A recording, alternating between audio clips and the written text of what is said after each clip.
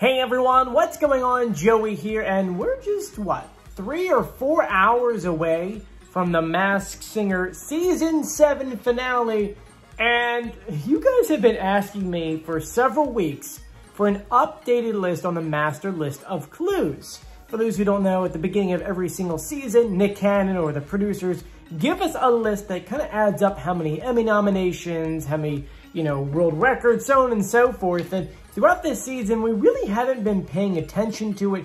One, because the list was kind of short, and two, because in years past, the list kind of didn't matter. It seemed like they always got something wrong or something didn't add up, and it was just like, but we got everyone right. What happened here? And so today, I decided, let's sit down, let's knock out all of these awards, and then from there, you can make your own guesses. And before, this used to be very important for the show. Not so much anymore. You'll see why in a moment. Before we do get started, make sure you subscribe, you turn on notifications, and you give this video a thumbs up.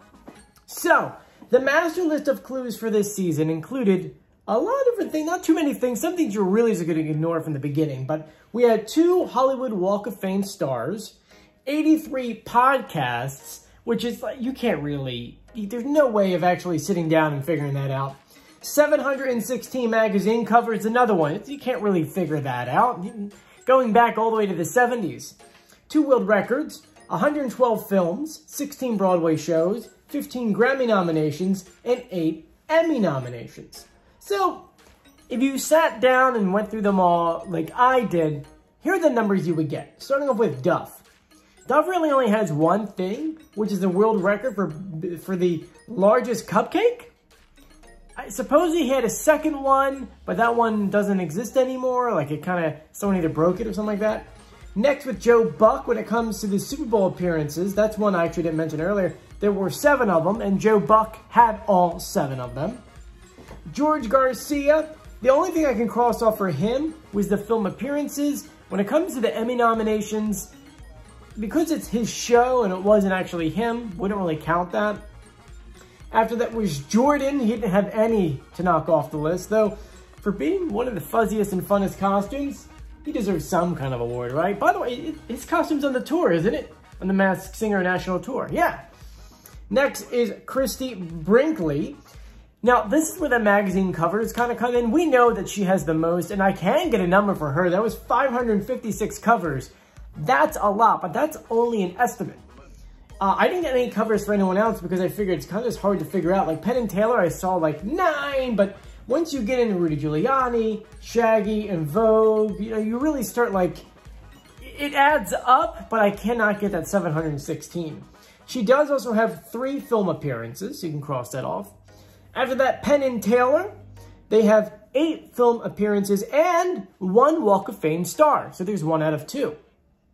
When it comes to Doug, nothing. I didn't find anything for him. Jennifer Holliday, she's got 4 film appearances, 4 Grammy nominations, and 6 Broadway shows. It's kind of strange because you kind of word it, is it appearances? Because obviously, is that per show or per character, per role? So we just kind of base it off per show. So she's got 6. Rudy Giuliani's got 3 film appearances where he played himself for the most part. They kept on adding him in shows just to play himself. Kirstie Alley's got 24 film appearances. That's an estimate, but I'm pretty sure that's pretty square on there. And 8 Emmy nominations. And you're probably saying to yourself, we're getting kind of close to the top of the Emmy nominations, are we? You'll see in a second. And she's got the other Walk of Fame star. After that was Shaggy. He's got 1 film appearance, 7 Grammy nominations, and that's it. In Vogue, 1 film appearance, and then 7 Grammy nominations.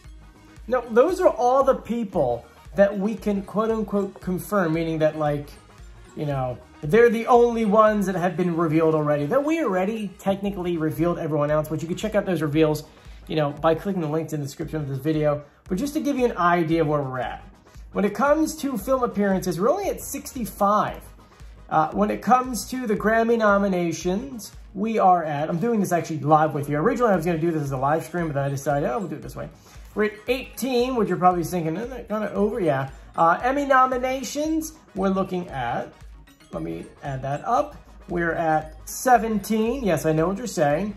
When it comes to Broadway shows, we're at 6. And Walk of Fame, we're at 2. So we fulfill some of them. Some of them looks like it's going to be over.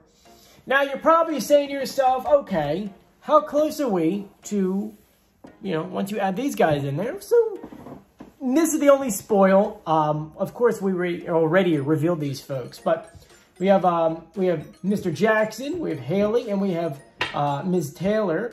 And so let's break them down for you.